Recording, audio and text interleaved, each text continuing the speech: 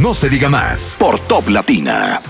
Vamos a darle la bienvenida al economista y dirigente político de la Fuerza del Pueblo, Daris Javier. Don Daris, bienvenido. Gracias por estar con nosotros. Gracias por el aplauso. Pero Daris, gracias por la invitación.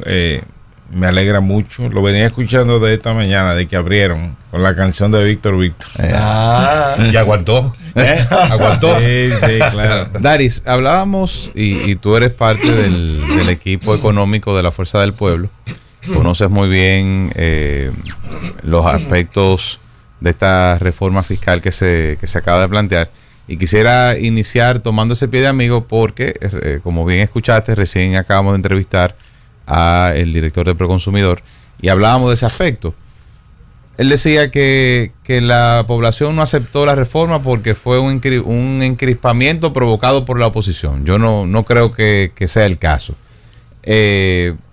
¿Cómo lo vio la Fuerza del Pueblo? ¿Cuáles son los aspectos de la reforma que habrá que en algún momento rescatar? ¿Realmente se necesita una reforma? ¿Y cuál es la propuesta? ¿Y cuál es la reforma que se necesita?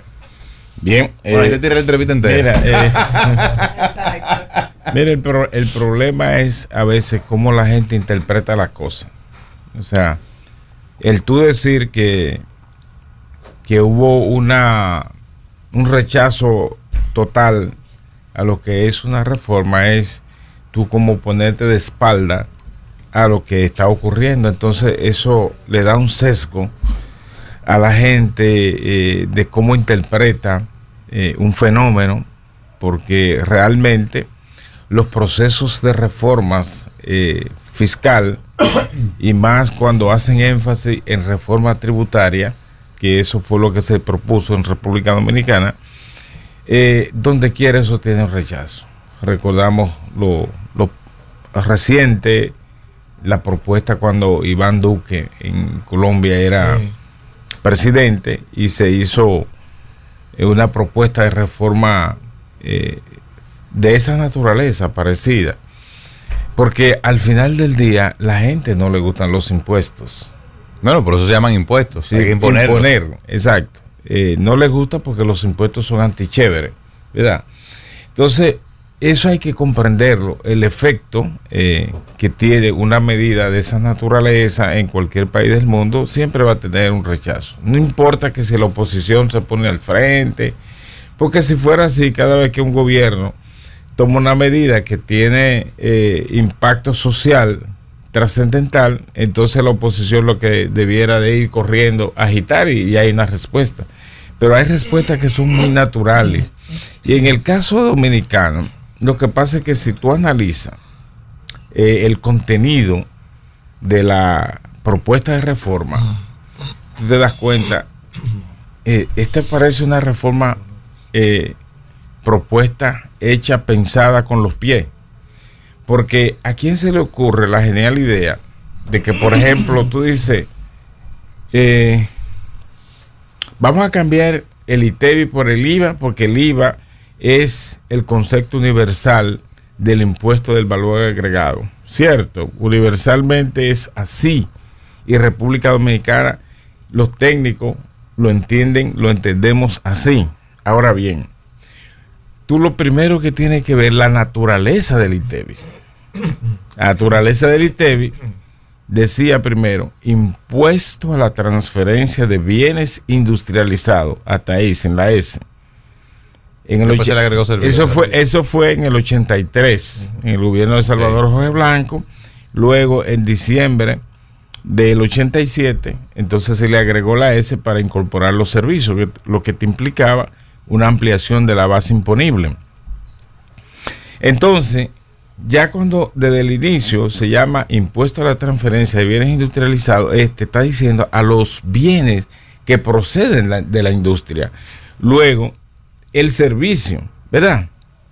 Cuando tú llevas la propuesta de pasar ITEVIS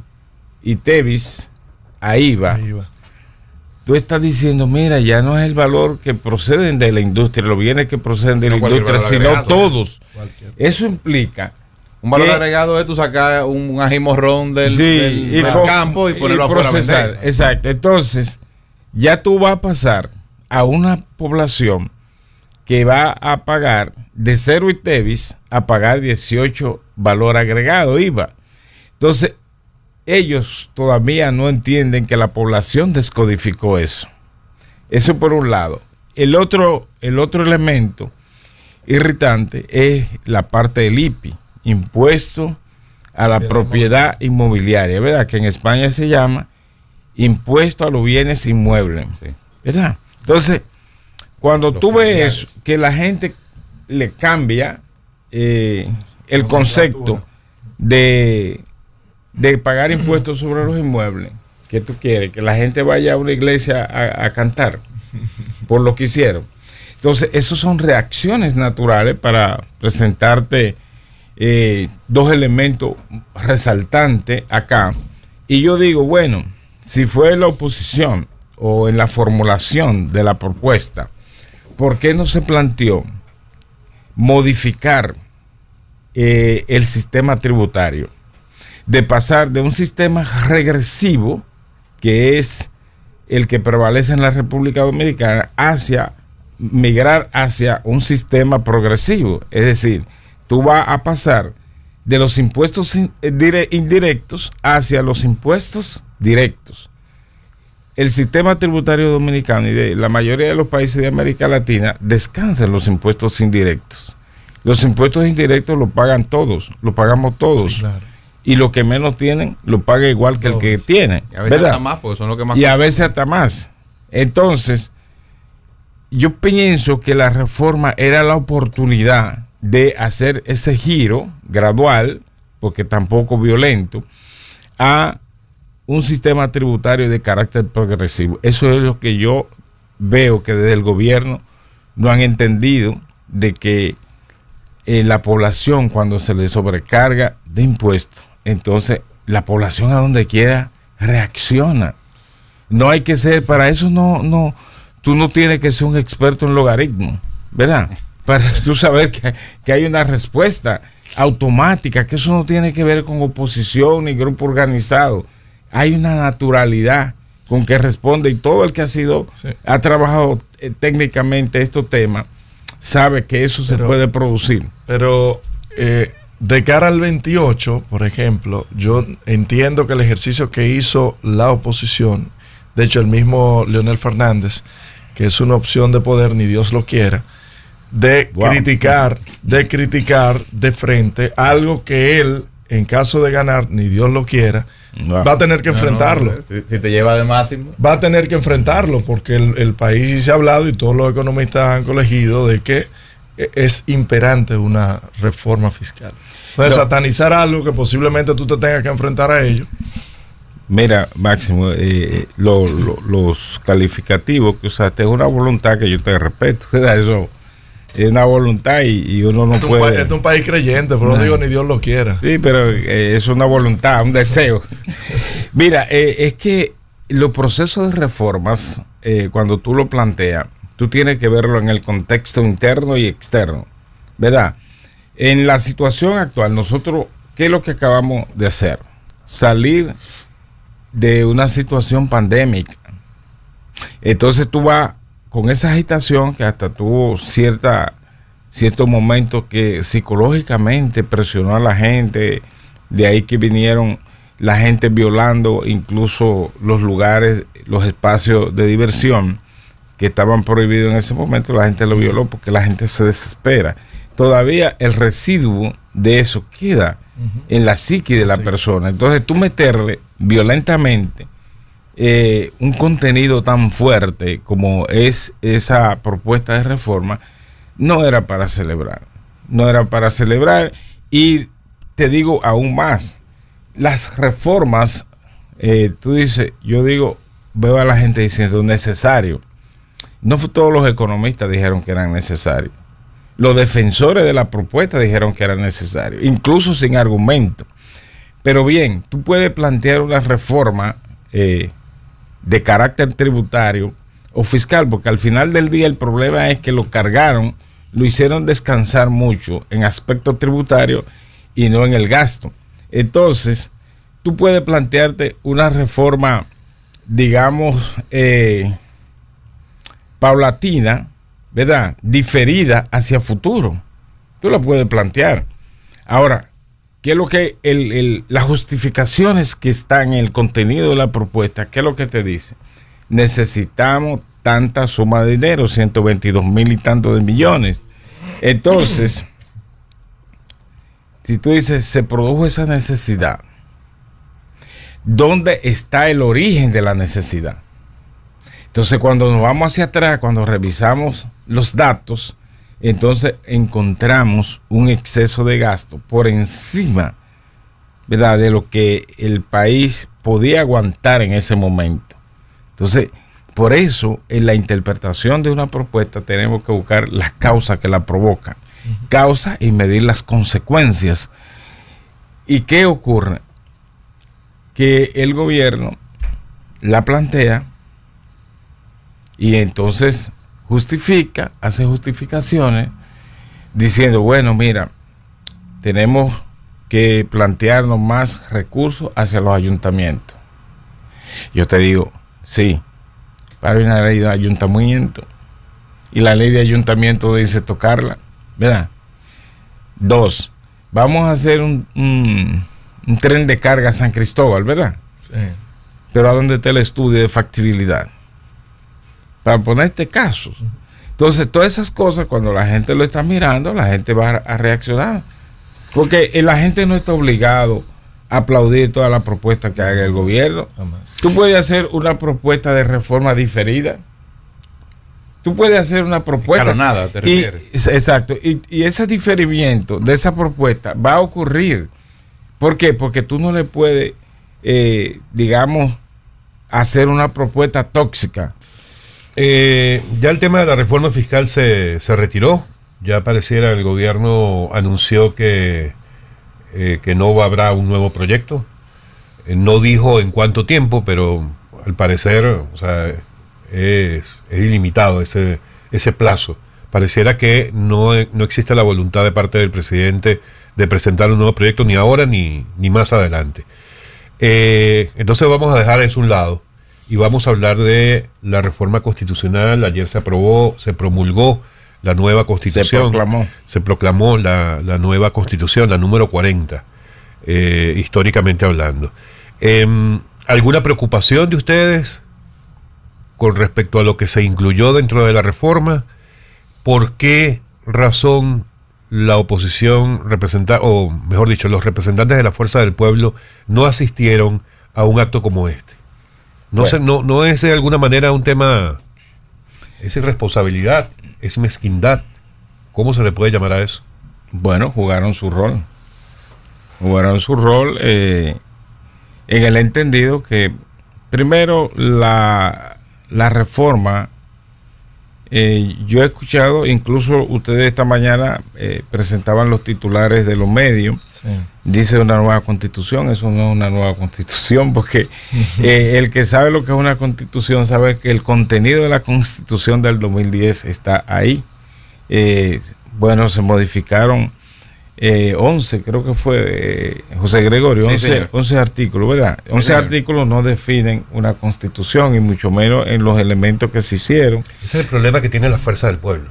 No, pero es la verdad. O sea, que pero es que siempre, o sea, si el tema de Leonel, la única constitución que ha servido aquí es la de Leonel del 2010. No, mire, el problema es que la del 2010 duró 2 años discutiéndose. Está bien. Y esto duró 48 horas.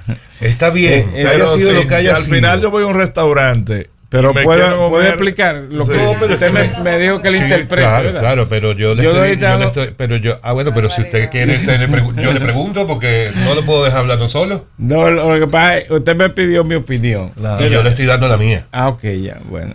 Mire, lo que pasa es, para mí lo más relevante, que no es tal, es sacar el Procurador General de la República del Consejo Nacional de la Magistratura y traer al presidente del Tribunal Constitucional. Digamos, yo no veo algo malo ahí, porque el presidente del Tribunal Constitucional, la figura, ¿verdad? Sí. Tiene mucho más peso en términos de decisiones judiciales que el Procurador General de la República, que es representante mayor del Ministerio Público. Lo otro relevante que uno puede así capturar de la propuesta fue lo relativo a las elecciones, la unificación de las elecciones, pero está diferida hacia al 2032. Eso para mí son los dos puntos que yo veo más relevantes. Los demás, yo lo que vi un cambio de nombre de algunas cosas, la reducción. Si tú le preguntas a la población sobre el número de legisladores, te dice ninguno, 0, por algunas cosas que se han producido en algunas conductas. Y eso, el argumento de la reducción fue para el ahorro, pero 20 fue que se redujeron. Sí, 20, tú agarras todo lo que reciben en el año, en el periodo, y no te resuelve el problema del déficit fiscal. Lo otro, por ejemplo, y ustedes también lo mencionaron esta mañana, que en la modificación hay que resaltar que se pone un candado, pero la Constitución tenía eso. El presidente incluso lo hizo con mucho énfasis en el discurso que dijo, y entonces todos los funcionarios que tiraron la llave al mar. Entonces, exacto, y yo dije, ven acá, pero fue que ellos no leyeron lo que modificaron. Y ellos no leyeron lo que modificaron. Entonces, esas son cosas que uno ve al final. Que dañan. Es lo mismo ratificar que del 2000, el que fue electo en el 12, 16 reelecto. Candado, pero se cambió la calidad del candado. Bueno, de todos modos, todos abogamos porque haya una especie de cierre. Pero lo que más me llama a mí la atención son que ex dirigente del Partido Reformista, e incluso que comienza a hablar en contra del caudillismo, en contra de la perpetración del poder, y tú dices, ven acá, fue que se olvidaron de Balaguer. Entonces, esas cosas uno lo vio en esta propuesta de reforma. No es que la Constitución no se pueda modificar, todos estamos de acuerdo que con el periodo que está establecido, uno y la oportunidad de una reelección que establece el artículo 124, todo el mundo está de acuerdo con eso, que no haya extensión de periodo, porque yo he llegado a la conclusión que América Latina no está preparada para extensiones de periodos constitucionales, porque al final terminan dañando los periodos democráticos. De ese punto de vista, yo creo que es lo más relevante. Con el digo que estamos de acuerdo. No, la verdad que no. La verdad que no. No, porque depende de cómo uno la vea, ¿verdad? Eso es también otra cosa, cómo uno la ve. En términos generales, la economía de la República Dominicana, ¿cómo va? Bueno, los datos que señala el Banco Central, hay una proyección de que sea 5.1, que pueda crecer al final del año, pero yo estaba mirando el discurso que hizo el gobernador del Banco Central en el 77 aniversario de la institución, y los datos que da hasta agosto.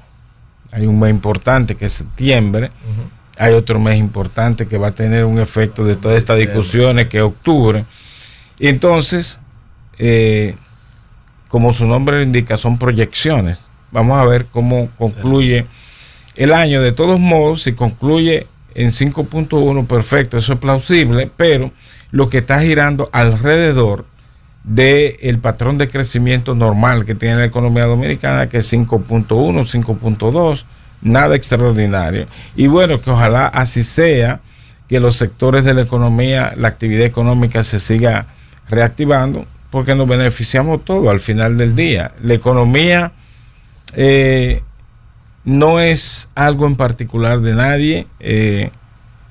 La colectividad, en materia de empleo, en materia de generación de ingresos del Estado, nos afecta a todos, aunque yo digo que la economía se siente mejor